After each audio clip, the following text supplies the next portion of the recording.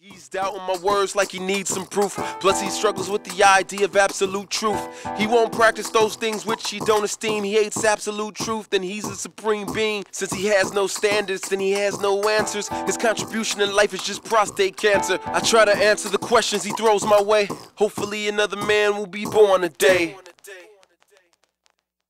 So basically, like we previously addressed just the problems of manhood. Like we were constantly hitting the problems. But I really feel like in our time, people always tell what's wrong with something. Like everybody, quote unquote, a referee, everybody's trying to throw a flag at a problem. But the biggest thing, instead of just telling people what's wrong, we definitely have to tell them what's right. So if we're going to address the problems of manhood, you definitely got to say, like, what does it mean to be a man? Like, that's the biggest thing. Like, I feel like everybody's kind of dying to want to know, like, what does it mean to be a man? So next question, man, right into it, define it. What does it mean to be a man? As you mentioned, of course, manhood is in a state of crisis. Yeah. And I'll preface this by saying that being a man is not being Chuck Norris or the Dos Equis man. You know what I mean? I would say, you know, being a man is rejecting passivity, leading courageously, and yeah, that's just two big things: rejecting passivity and leading courageously. I see as marks of what it means to be a man. We can dialogue about that more. But what do you mean by leading courageously? Because I know, like you mentioned, it's not like Chuck Norris, right? So a lot of times people think being courageous is being macho. So it's like stick your chest out and act more tough. But like, what is your understanding of like a courageous leader? I think my definition of a courageous leader is one who, in the face of peril, in the face of danger, in the face of the mocking and the ridicule, is courageous and bold enough to stand up and do the right thing, in a sense. So I think it's more of a matter of that, more so than just having the boldness to do anything, because a fool can do that. You know what I mean? So, yeah. I think That's good. You mentioned rejecting passivity, so I just kind of want to just put that out on the table. Like, passivity is just something that like we all struggle with. You know, we all deal with that. It's just something like, you know, just dudes have kids. Take care of your kids. That's a wife's job. You know, I mean, go to work. Man, I don't feel like going to work today. Like, we're known as being passive. So like, so you said like to be one of the another things about being a man is rejecting passivity. So like, can we let's dialogue about more into that. I kind of feel like the two go hand in hand, right? You can't lead courageously if you don't reject passivity, right? Yeah. To be able to lead courageously, you have to reject passivity. So I kind of feel like first and foremost, we need to focus on the rejecting passivity and what does passivity look like and how it can, like Jono says, mask itself as humility or kind of like, I'm going to pass the torch to you out of respect because I want you to make the decision, you know what I mean? So kind of like, I feel like rejecting passivity is important. Not to say it's more important than the leading courageously, but it leads into leading courageously. That's good. But once because I think you have to, I always think about it like you must address, like recognizing there's a problem first before you try to point to solutions. So like the problem is passivity and solution is leading courageously in a sense. Because at the end of the day, you can't really see the need without like realizing that there's responsibilities that need to be taken.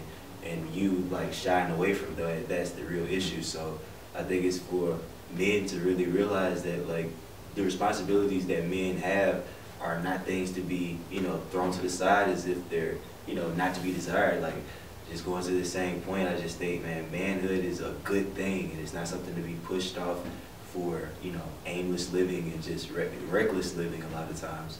So just manning up is really being able to reject those things and being able to embrace the responsibilities that it takes to be a man, and then you're able to lead, you know, courageously. I think with that, leading courageously is also like being able to be confident in decisions you make, right? Because when you make a decision, there's always going to be negative consequences and positive consequences. There's just always going to be opportunity costs, right? And so being able to say, I did the right thing, and if you don't do the right thing, being able to accept that responsibility, you know what I mean? So I feel like being confident, not in a prideful sense, of course, but just like being confident when you make a decision. I would add to that by saying, like, we mentioned that manhood at the beginning, because of the different problems with it, is very selfish. They shy away from responsibility because it's all about self-preservation and all these different things like that. So I do think that another true mark of manhood is like being selfless, sacrificing, seeing the good of others, and counting others more significant than yourself. You know what I mean? So. That's good. Yeah. I just remember just reading in 1 Corinthians when Paul was just saying, you know, when I was a child, I thought like a child, I spoke like a child, I reasoned like a child. When I became a man, I put away childish things.